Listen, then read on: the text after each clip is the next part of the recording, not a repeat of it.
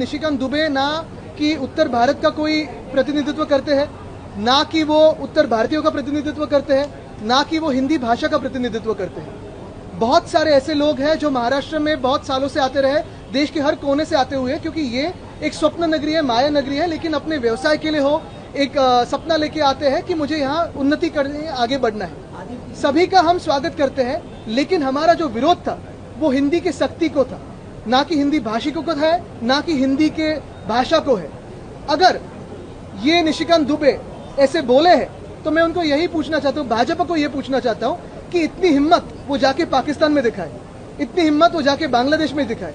और इनका जो खेल है कि चुनाव बिहार का आ रहा है, चुनाव मुंबई का आ रहा है, इसके पहले हिंदी भाषिकों को मराठी भाषिकों से लड़ाए, ये खेल फेल हो जाएगा, ये पूरा विश्वास है। क्योंकि यही भारतीय जनता पार्टी का प्लेबुक है।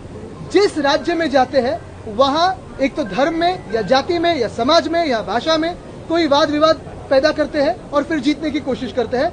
ये इनका प्लेबुक है, डिवाइड एंड रूल।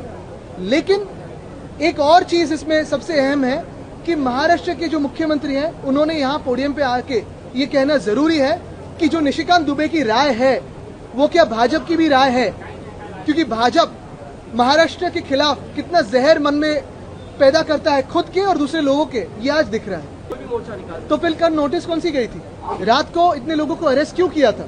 जो नेतागण है उनको अरेस्ट क्यों किया था? जो कार्यकर्ता है उनको अरेस्ट क्यों किया था? और हमारी तो यही एक मैं सोचता हूँ कि व्यू है, पर्सपेक्टिव है कि किसी भी हाथापाई का समर्थन हम नहीं करते। कोई भी हाथापाई ना करे, इस भूमिका के हम भी है। वो हाथापाई क्यों हुई थी, वो झगड़ा क्यों हुआ था, वो क्या वैयक्तिक था, वो क्या आम सड़क पे क्यों हुआ, इसका इन्वेस्टिगेशन अलग हो सकता है।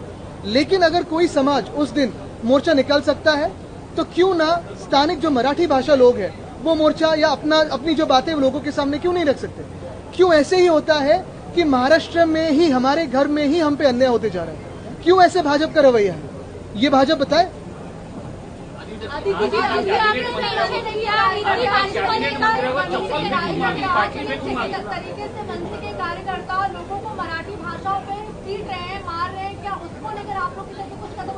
देखिए, पहली बात तो ये है अगर आप देखें तो मुंबई में काफी सारे मराठी मानुस पे भी, मराठी समाज पे भी अन्याय हो रहा है पिछले 2 सालों में भाजपा के राज में।